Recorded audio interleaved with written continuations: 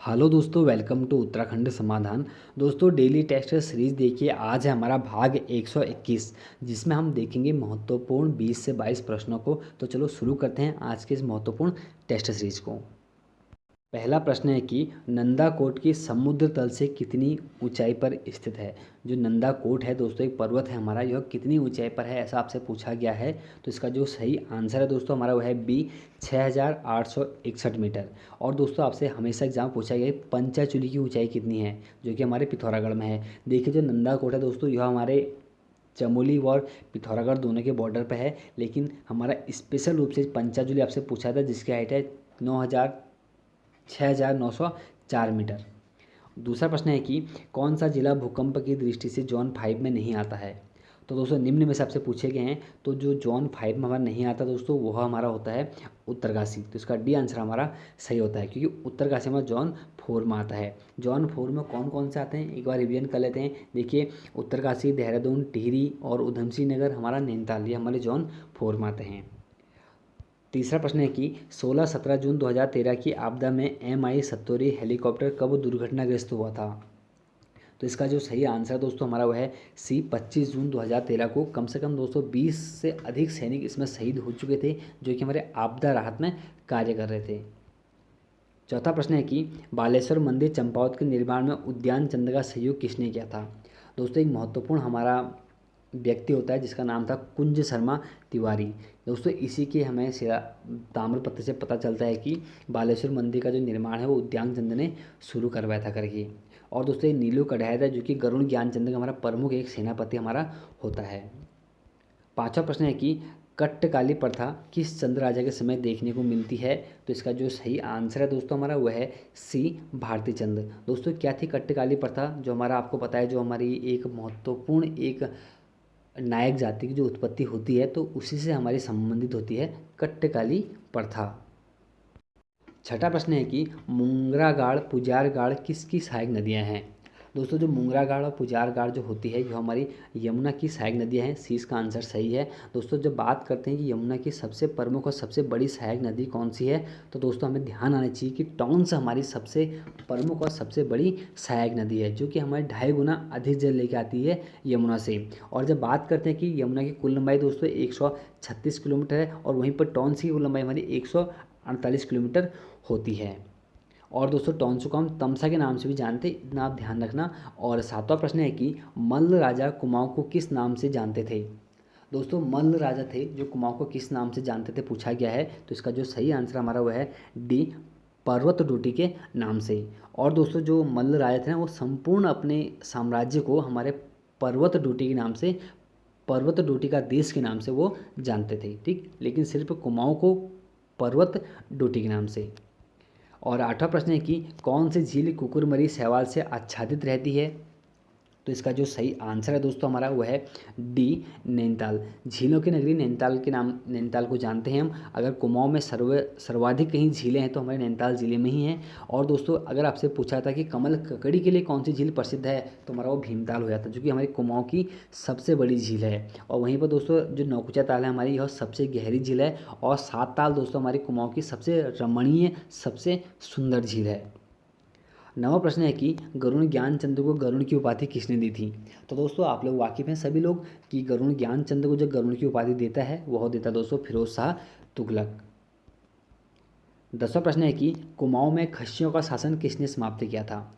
दोस्तों कुमाऊं में जो खच्चियों का शासन समाप्त किया था, पहले जान लेते हैं किसने किया था। तो वीरचंद ने किया था दोस्तों, जो चंद्रवंश का नवा राजा था। और किसके समय पर हमारा यहाँ पर जो खच्चिया राज शुरू होता है, तो वीणाचंद के समय, क्योंकि वीणाचंद हमारा एक विलासी राजा था। इसके समय पर खच्चियों का शासन हो जाता है। लगभग दोस्तों 200 साल तक हमारा खच्चिया शासन रहता है। और जो अंतिम खस राजा था दोस्तों, उसका नाम था हमारा शोपाल। ध्यान रखना, जिसको वीरचंद ने पराजित किया था। और पहला कभी पूछेगा कि पहला खस राजा कौन था, तो वहाँ पर ध्यान देना आप लोग, वहाँ पर बीजड़ था।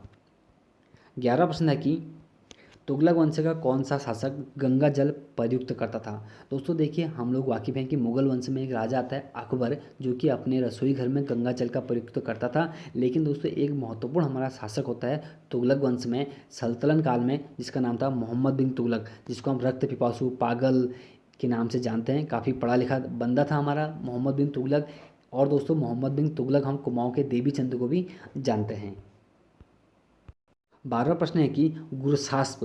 दोस्तों गुरसास्प और अली ये दो महत्वपूर्ण नाम हैं। गुरसास्प व अली किसके बचपन का नाम है? तो दोस्तों यह जो बचपन का नाम है हमारा अलाउद्दीन खिलजी का नाम है दोस्तों। और बलबन दोस्तों बहुत प्रसिद्ध होता है क्योंकि सिजदा व पैसों की प्रथा हो गई। और यहाँ तक कि दोस्तों एक महत्वपूर्ण इसको लोहे एवं रक्त की नीति हमारे बलबन ने ही अपनाई थी। और दोस्तों हमारा इल्तुतमिश का जान लेते हैं क्योंकि इल्तुतमिश ने दोस्तों हमारा कुतुब मीनार का निर्माण पूर्ण कराया था। और 13वां प्रश्न है कि माई टूथ नामक पुस्तक के लेखक कौन है? तो दोस्तों जो माई टूथ है इस पुस्तक के जो लेखक हैं हमारे वो हैं दोस्तों हमारे इंदिरा गांधी जी। तो डी आंसर इसका सही होता है। और 14वां प्रश्न है दोस्तों हमारा कि भारत में हीरा प्राप्त स्थल कौन सा है? तो दोस्तों भारत में जो हीरा प्राप्त हमारा स्थल है वह है हमारा सी मध्य प्रदेश। दोस्तों मध्य प्रदेश में महत्वपूर्ण हमारी एक खान है जिसका नाम है दोस्तों हमारा मझगांवा खान, जो कि दोस्तों हमारा एक पन्ना जिला है ना वहाँ पर स्थित है। और 15वां प्रश्न है कि गुजरात में अंकलेश्वर 1960 में खोदे गए पहले कुएं का नाम क्या रखा गया था? दोस्तों जो गुजरात में जो पहला कुआं खोदा गया 1960 में उसका नाम रखा गया था हमारा वसुधारा। तो इसका बी आंसर हमारा सही होता है। 16वां प्रश्न है कि हमारा आ के बाद ई हो तो दोनों मिलकर ए बनाते हैं, तो इस परिवर्तन को क्या कहा जाता है? दोस्तों इस परिवर्तन को बोला जाता है गुण संधि। तो इसका ए आंसर हमारा सही होता है। और 17वां प्रश्न है कि महादेवी वर्मा द्वारा लिखित रेखा चित्र कौन सा है?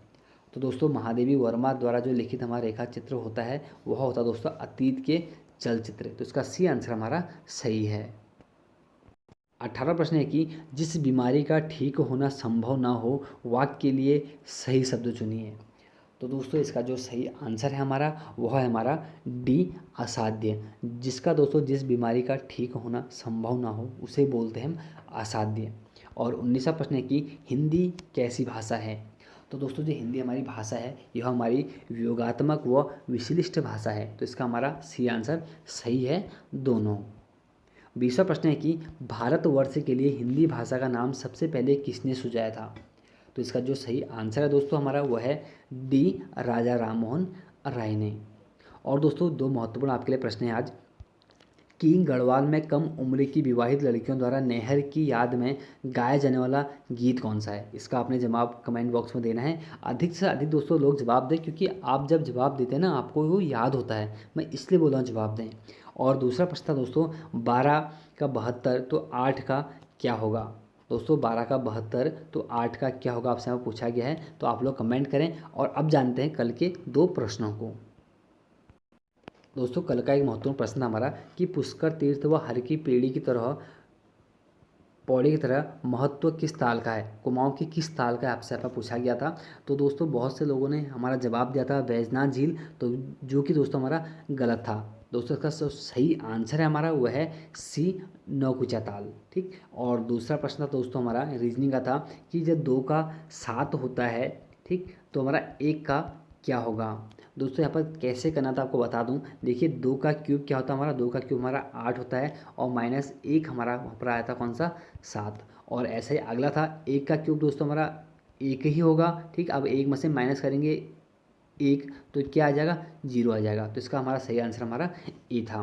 दोस्तों बहुत से लोगों ने कमेंट किया था, बहुत अच्छी बात है। आप लोग काफ़ी दोस्तों सफलता के काफ़ी नज़दीक हैं। बाकी साथ बनाए रखें, फिर मिलते हैं एक नेक्स्ट वीडियो में। बाकी आप जवाब दे दें जो भी मैंने दो महत्वपूर्ण प्रश्न पूछे हैं। तो मिलते हैं दोस्तों एक नेक्स्ट वीडियो में। जय हिंद जय भारत।